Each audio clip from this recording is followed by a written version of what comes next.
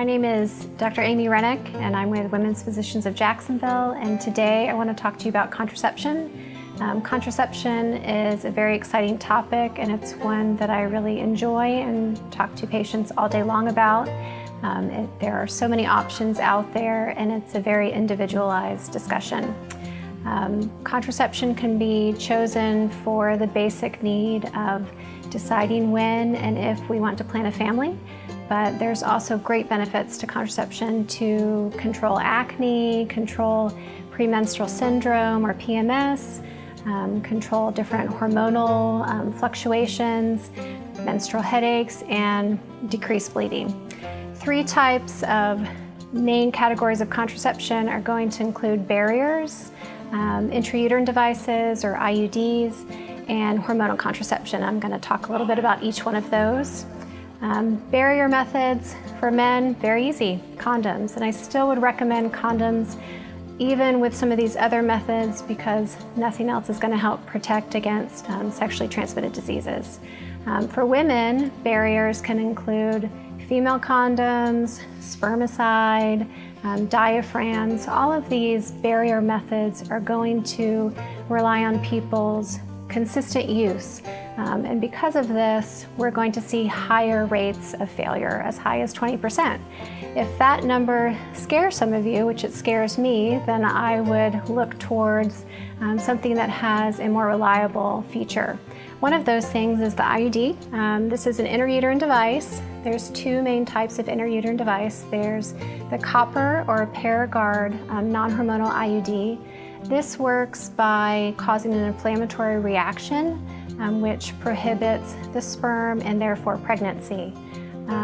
This has a very high success rate, as high as 99%. It's easy. Intrauterine devices are available for all ages. It's easy, it's quick, it's painless, and the best part about it is it's completely reversible. So when that option is ready for a family or you're just tired of it, you can come back and we can take it out and you can move on to the next stage.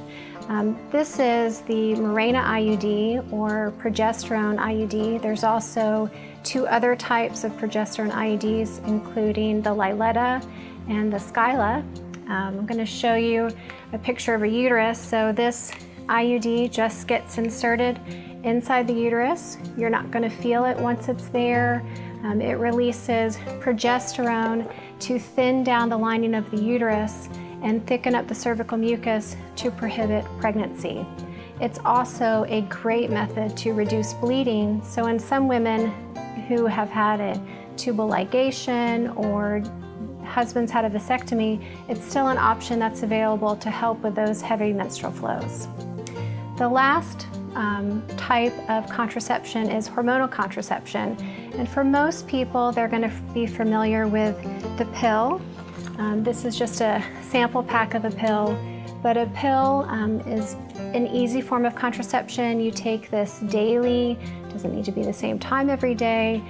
It's easy to start and easy to stop, and it has great advantages for both pregnancy, regulation of period, for adolescents and all ages to help improve acne, and again, PMS and all those other symptoms that we as women have to face.